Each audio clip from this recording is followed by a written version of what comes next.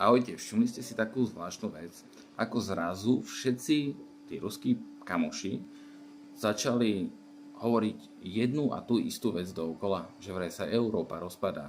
Samozrejme je to blbosť, nepočúvajte ich, ale možno ten reálny dôvod, prečo to začali šíriť, je taký, že možno to Rusko má tak veľké vnútorné problémy vo vlastnom štáte, že im nič iné neostáva, len takto si zahrať babank. Jednoducho, buď to vidia, alebo nie táto hybridná vojna. Pretože vieme, že ako vojensky v podstate sa im nezadarilo, nedokázali poraziť v podstate ani Ukrajinu a v samotnom Rusku dochádza k tomu, že ľudia začínajú byť veľmi nespokojní a Moskva im nemá čo ponúknuť.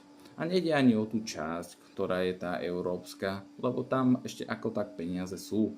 A samozrejme do poslednej chvíli títo chlapi, ktorí žili v Moskve a v okolí, neboli tak odvádzaní ako tí, ktorí boli za Urálom, to znamená z celej Sibíry.